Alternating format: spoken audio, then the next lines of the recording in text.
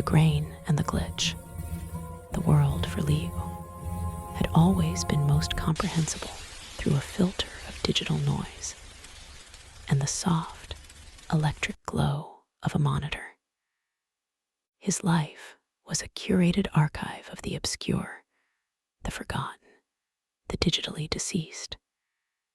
He was a scholar of lost media, a digital archaeologist sifting through the ruins of abandoned GeoCities pages, corrupted files, and the ghostly whispers of VHS tapes left to rot in damp basements.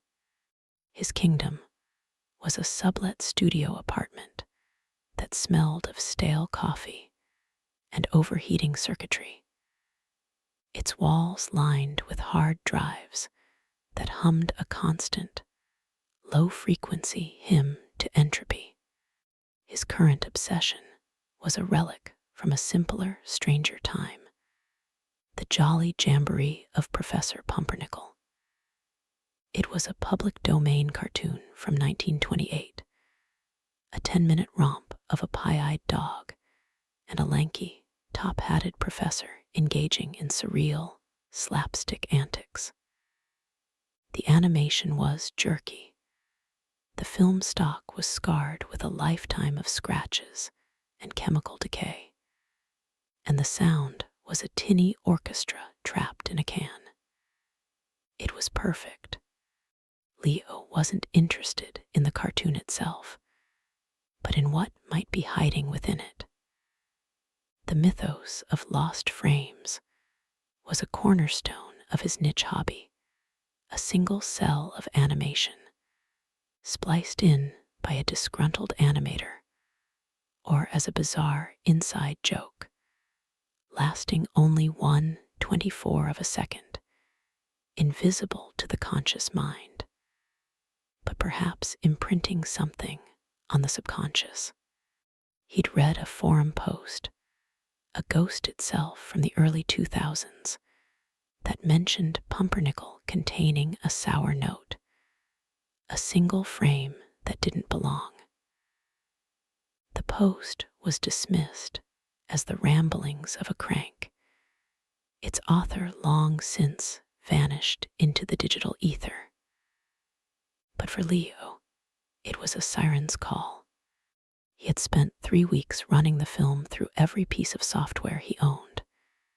He deinterlaced it, stabilized it, enhanced the contrast, and separated the RGB channels, looking for anomalies.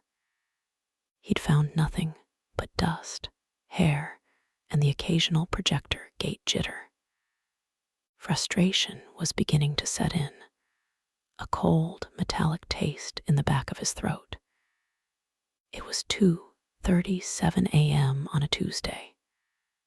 The city outside his window was a distant, muffled dream. He decided on one last, desperate pass. A frame-by-frame analysis, starting from the very beginning. Frame 1, the title card flickering. Frame 2, the professor's smiling face, already slightly smeared. Frame 3, 4, 5, the mundane ballet of early animation. The dog tripped. The professor gestured. A pie flew. He was lulled into a trance by the rhythmic click of the arrow key, the procession of yellowed images. His eyes felt gritty, his back ached. He reached the 6-minute mark, a scene where the professor was attempting to conduct an orchestra of living vegetables. It was chaotic, a flurry of movement. Click, a carrot played a cello. Click, a potato banged a drum. Click, frame 25 of that particular second. Leo froze, his breath hitched. It wasn't the professor. It wasn't the dog. It wasn't any vegetable.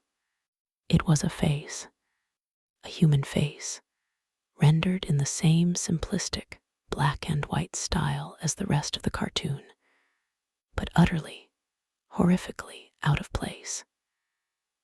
It was a man, his head thrown back, his mouth a distorted, black oval of agony. His eyes were wide, bulging saucers of terror, the pupils tiny pinpricks. The lines of his face were strained, pulled taut by a scream that seemed to vibrate through the very grain of the film. It was raw, unfiltered panic, a snapshot of pure existential dread sandwiched between the jovial stupidity of a dancing broccoli. "My God," Leo whispered, the words swallowed by the hum of his machines. His heart was a frantic drum against his ribs. This was it, the Holy Grail, a genuine, verified lost frame. He leaned in, his nose almost touching the screen. The image was small, the details crude. He needed to see it better. His mouse cursor, a pale arrow, hovered over the screaming face. He zoomed in. The software churned for a millisecond, recalculating the pixels. The face expanded, filling the center of his 32-inch monitor. The grain became more pronounced, the scratches on the film like scars across the man's tortured visage. And then the whispering started. It was so faint at first that Leo thought it was the tinnitus that often plagued him during late-night sessions. But this was different. It wasn't a high-pitched ring. It was a sibilant, multi-layered rush of sound, like a dozen people all speaking in hushed, urgent tones, just at the edge of hearing. It seemed to come not from his speakers, which were muted, but from the space behind the monitor, or perhaps from inside his own head. He couldn't make out words, only a sense of frantic, overlapping communication. A secret conference to which he was not invited. He jerked back from the screen, his chair rolling a few inches. He tore his headphones off. The room was silent, save for the ever-present hum. The whispering was gone. "Audio pareidolia," he said aloud, forcing a laugh that sounded brittle and false. His mind, tired and overstimulated, was trying to make sense of random noise, the fan in his PC, the refrigerator kicking on in the next room. It was a known phenomenon. It had to be. He looked back at the screen, at the screaming face now magnified. The terror in its expression seemed more immediate, more personal, as if it were screaming directly at him, warning him. A cold trickle of sweat traced a path down his spine. He needed to document this. He reached for his mouse to take a screenshot, but his hand was trembling. He decided to pause the video first, to steady himself. He clicked the pause button. The screen froze. The screaming face was now a permanent, silent fixture in the center of his vision. The whispering did not return.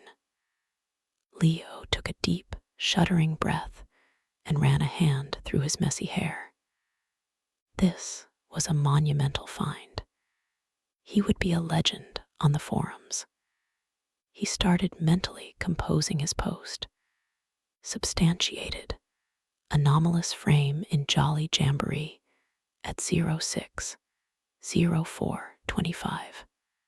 His eyes, out of habit, flicked from the horrifying centerpiece of his screen to the reflection in the dark, glossy border of the monitor. It was a dim, warped reflection of his room. The bookshelf behind him, the angle of his desk lamp, the vague shape of his own hunched shoulders. And something else, something new, standing directly behind his chair in the reflection, was a tall, dark shape.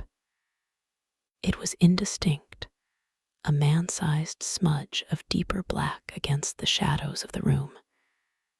It had no discernible features, no face, no limbs.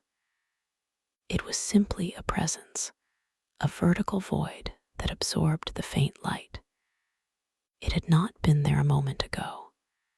He was sure of it. A jolt of pure animal fear seized him. He spun around in his chair, his heart hammering against his sternum, expecting to see an intruder, a trick of the light, anything. The space behind him was empty.